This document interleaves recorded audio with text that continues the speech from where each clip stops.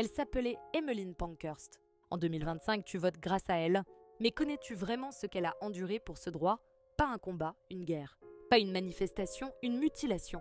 Elle n'a pas juste levé une pancarte, elle a été battue, arrêtée, emprisonnée et gavée de force. Nous sommes au Royaume-Uni, début du XXe siècle. Les femmes réclament le droit de vote. En réponse, l'État britannique les enferme. À Holloway, les cellules sentent l'humidité, la peur et la chair résignée. Mais les suffragettes ne cèdent pas. Elles entament des grèves de la faim. Alors on les attache, on leur enfonce des tubes dans la gorge ou le nez et on les gavage comme des animaux.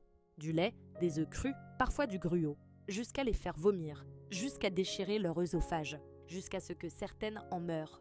C'était ça, la réponse des hommes au mot égalité. La réponse du pouvoir à une question. Simple. Pouvons-nous décider de notre propre destin? Emmeline Pankhurst a été arrêtée plus de 12 fois. Chaque sortie de prison la rapprochait de la mort.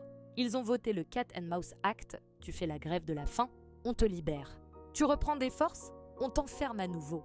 Une boucle de torture, un jeu sadique. À 55 ans, son corps lâchait, mais son feu brûlait plus fort que jamais. « Je ne suis pas une criminelle », écrivait-elle. « Je suis une soldate de la liberté. » Mais dans les journaux, on l'a traitée d'hystérique, d'ingérable, comme toutes les femmes qu'on veut faire taire.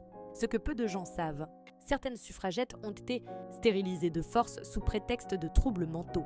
D'autres ont fini à l'asile ou disparu dans l'oubli. Et si elles résistaient, elles étaient rouées de coups. Dans certains cas, l'hématome se déchaînait, brûlures, chocs, humiliations sexuelles. Et aujourd'hui, tu penses que ce combat est fini. Tu crois qu'on en a fini avec la torture des femmes? Alors regarde autour de toi. On nous force à enfanter là-bas. On nous interdit l'avortement ici. On nous tue parce qu'on dit non. L'histoire se répète. Mais cette fois, on ne se laissera plus jamais museler. Emmeline Pankhurst ne s'est pas battue pour une statue. Elle s'est battue pour ton droit de dire non, ton droit de voter, de vivre libre. Si tu penses que ce combat est terminé, c'est que tu n'as pas écouté les cris des femmes dans l'histoire.